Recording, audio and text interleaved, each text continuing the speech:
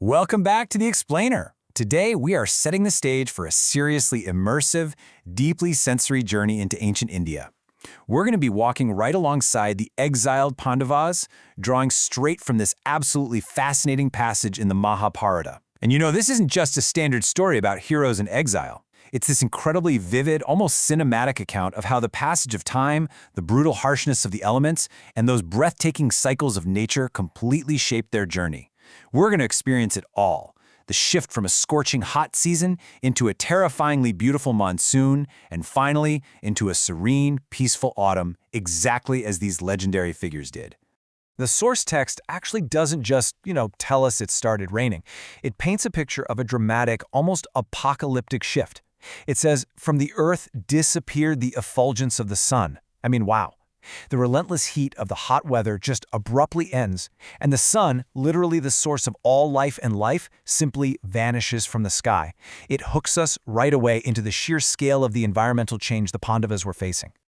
All right, let's get right into it with Part 1, the monsoon deluge, darkness and water.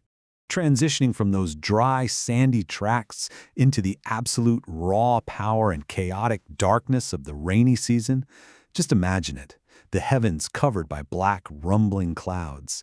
And not just a few scattered clouds, we're talking hundreds, thousands of them. They were so massive they looked like giant domes suspended up there, completely blotting out the sky. And from these massive domes, it just rained ceaselessly, day and night, without a single moment of pause. The water just kept falling. And the sheer volume of that water, it completely erased the landscape. It was so absolute that water covered all grounds, making it literally impossible to tell even terrain from uneven terrain. Think about that for a second. The landmarks you'd normally use to navigate, the hills, the towering trees, the boundaries of the rivers, entirely hidden from view, just completely submerged under a singular, flat expanse of water. The only thing lighting up this dark, indistinguishable earth was the sudden, stainless luster of lightning flashing across the sky. Moving on to Part 2, Nature Awakens in the Rain. A joyous cacophony. So, while the sky above was dark and intimidating, down on the earth itself, the flora and fauna were reacting in just a spectacular way. The landscape wasn't just wet, it was violently alive. Because the rivers were swollen with agitated, overflowing waters from the end of the hot season, they flowed with immense force. It was so rapid and aggressive that the text actually describes them as resembling serpents in the hissing sound they made. It's such a brilliant auditory detail, right? It really makes you feel the danger and the pure power of the natural world in that moment. And this brilliantly illustrates the immense diversity of life, just waking up and rejoicing right alongside those hissing rivers. The forest turned into this massive chorus of sounds. Boars and stags started uttering all these sounds throughout the forest tracts as the rain fell on them. You had chataka birds, which are these cool mythical birds said to drink only the falling rain, and peacocks running about in absolute joy. There was a whole host of singing cuckoos known as kohilas, and excited frogs adding to the noise. Even the gnats and reptiles were rejoicing in the newly overgrown grass. So while the Pandavas were forced to roam about these harsh deserts and sandy tracts, the world around them was just teeming with this joyful, noisy celebration of life, bathed in rain and possessed with this strange kind of chaotic calm. But, seasons inevitably change. That violent sensory overload of the sunless, flooded earth and those hissing, agitated waters, it eventually passes, and it gives way to the profound, calming relief of autumn. The skies become starry, the rivers turn limpid and clear, and blooming lotuses finally appear. It's this massive shift from violent survival to just serene beauty. Which brings us to Chapter 3, The Arrival of Autumn, Clarity and Light. As the intense, heavy rains pass, the whole pace of our narrative slows down to reflect a world that has just been washed completely clean. The nights become cool and completely free from dust, with the sky beautified by myriads of planets, stars, and the moon. Down on the ground, ponds and rivers are now adorned with beautiful lilies and white lotuses, full of cool, pleasant water. The forest tracts are lush, they're overrun with fresh grass, and the whole area is thronged with joyful beasts, ganders, and cranes. The earth is essentially reborn. Let's look at Part 4, Peace by the Saraswati, Spiritual Respite.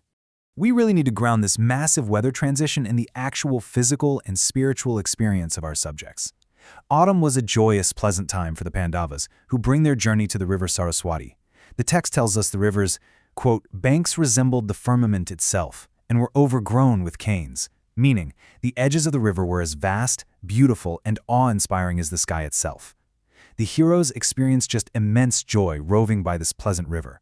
Its limpid waters were full to the brim, and because it was overgrown with canes, it abounded in sacred baths, offering them a much-needed moment of purification and rest.